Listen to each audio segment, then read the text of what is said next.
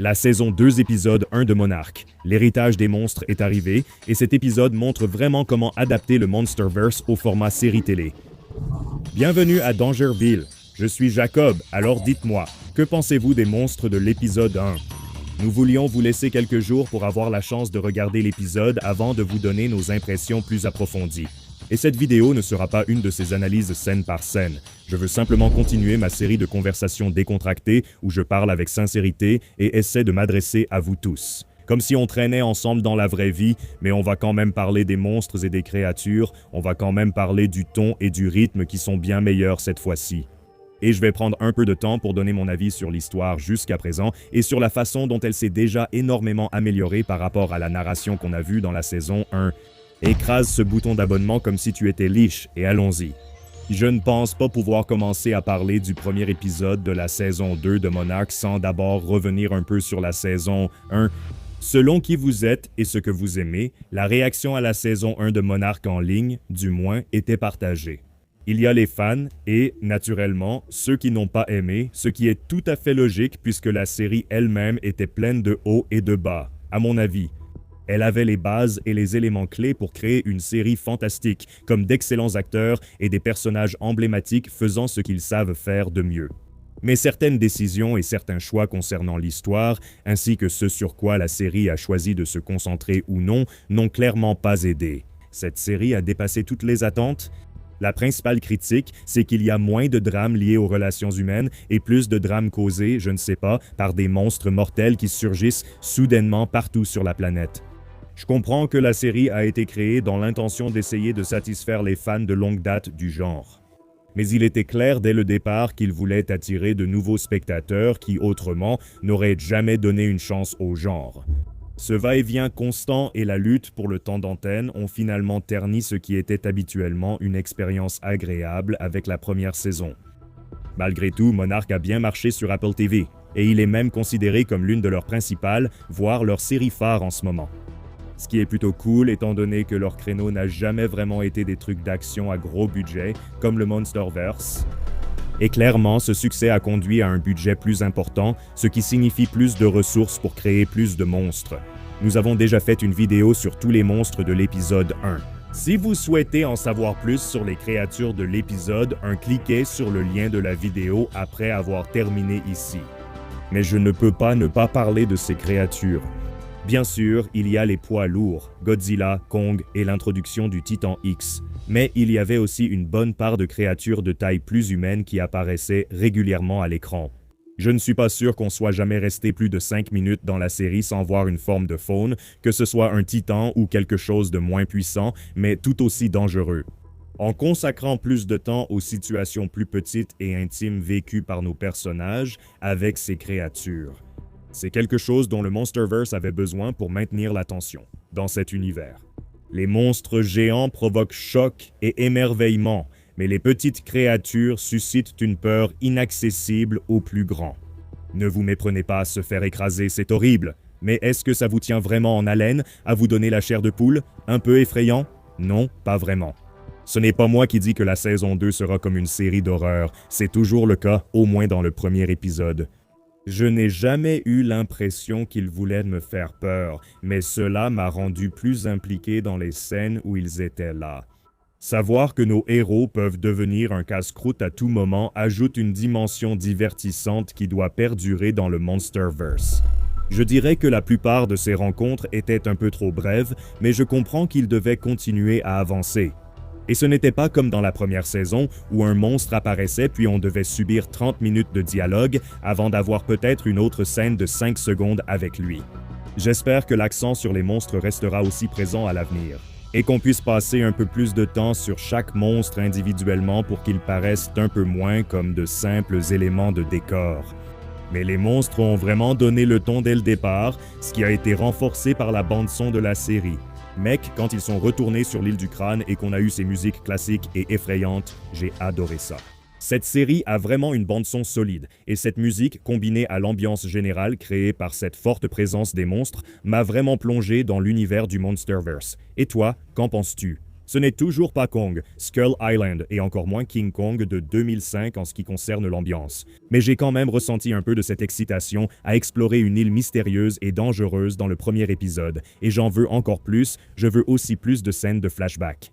Elle continue dans la saison 2 et elle reste aussi, à mon avis, les meilleurs moments de cette série en termes d'ambiance générale.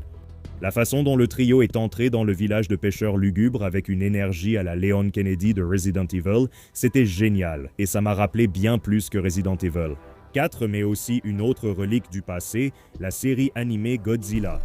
À ce stade, tu devines sûrement que cette série reste celle qui me tient le plus à cœur concernant le grand monstre. Et j'ai pu retrouver ce vieux dessin animé, du moins au sens figuré, dans les scènes de flashback où l'on s'aventure en territoire inconnu pour enquêter sur des perturbations causées par des monstres. Tout cela alors que les habitants sont agressifs et observent par la fenêtre. C'est un cliché, mais c'est exactement celui que je veux, du moins. On pourrait aisément imaginer un épisode du dessin animé inspiré de l'aventure de Lee, Bill et Kiko sur cette île, donnez-leur donc leur propre série dérivée. Apple, pourquoi pas? Si la série peut garder ce ton tout au long de la saison, je serais ravi. C'était un bel équilibre entre l'action, le suspense et le drame des personnages par rapport à la première saison, et tout semblait en harmonie, équilibré. Tout cela devrait être, tu peux dire maintenant, qu'en est-il de l'histoire de l'épisode 1? Eh bien, les fans du Monsterverse se réjouissent de l'histoire, qui, jusqu'à présent du moins, a été simplifiée pour plaire au public cible principal, des gens comme toi et moi, les fans de monstres. Mais ne te méprends pas, il y a quand même quelques moments ajoutés pour plaire à ceux qui aiment le drame humain, avec la vue de eux. Ne t'inquiète pas, ces scènes durent 1 minute maximum et semblent très subtiles, pas envahissantes, pas du style « regarde-moi, je suis le drame incarné chez les humains ». Tu te souviens quand les scènes de monstres étaient de courtes pauses dans le drame en saison 1? Le premier épisode de la saison 2 a totalement changé cela. Cette histoire se concentre sur une menace majeure de titans et n'essaie pas de l'éviter. Passer 35 minutes à parler de drames familiaux et de relations. Mais tout cela n'a pas vraiment disparu. Tu ressens encore les répercussions du drame sur nos personnages, et c'est très bien. Ce sont de vraies émotions humaines, mais je parle pour moi et probablement pour beaucoup d'autres quand je dis « allégeons un peu tout ce drame louche ». Il faut plus d'histoire valorisant la force d'être une bonne personne aujourd'hui. L'épisode 1, au moins, a vraiment bien réussi ici, en se concentrant sur l'histoire qui consiste simplement à libérer accidentellement un titan destructeur dans le monde. Et maintenant, le reste de la saison est bien préparé pour, espérons-le, offrir une excellente histoire de prévention d'attaques de titans. Parce que c'est, bien sûr, tout l'objectif du Monsterverse, s'ils peuvent maintenir ce rythme jusqu'à la fin, sans la baisse typique des épisodes 3 à 5 dont souffrent de nombreuses séries modernes, je ne vois pas beaucoup de spectateurs se lasser de la série et l'oublier en cours de route. Le rythme de l'épisode 1 ne m'a jamais semblé exagéré ou tape à l'œil, mais il n'a jamais non plus traîné au point de me donner envie de regarder autre chose parce que je m'ennuyais. Franchement, c'était agréable. Aucune plainte sur le rythme pour l'instant, et je n'ai qu'une critique pour le premier épisode. Je ne suis tout simplement pas fan du montage d'Apple TV ni des filtres qu'ils utilisent. Dans certaines scènes, surtout les scènes en extérieur, comme sur le navire ou dans les bois, j'ai déjà été sur un navire et j'ai déjà été dans les bois et je n'ai jamais vu un éclairage comme ça. Je comprends, tout est faux, je sais, mais les films et les séries n'avaient jamais cet aspect trop retouché et artificiel auparavant. La scène en particulier, où Kate et May parlent sur le pont du navire, ça ressemblait à un décor de feuilleton télévisé. Mais dans un monde en images de synthèse, pourquoi y a-t-il un effet de lumière parasite et un halo ici, et ce fond vert flagrant? Pour moi, c'est juste encore cette énergie moderne au rendu plastique. C'est dommage car la série est magnifiquement réalisée côté production. Je ne pense pas que ce filtre artificiel soit nécessaire pour la rendre plus agréable. Mais c'est plutôt un problème de l'industrie qu'un problème spécifique à Monarch. Très peu de séries et de films d'ailleurs ont encore l'air réels, et des scènes comme celle-ci me rendent triste, même si elles n'affectent pas vraiment la valeur globale de la série. À part ça, je pourrais dire que je pense que la conception des monstres souffre encore du fait d'essayer d'être trop effrayante et pas assez animale.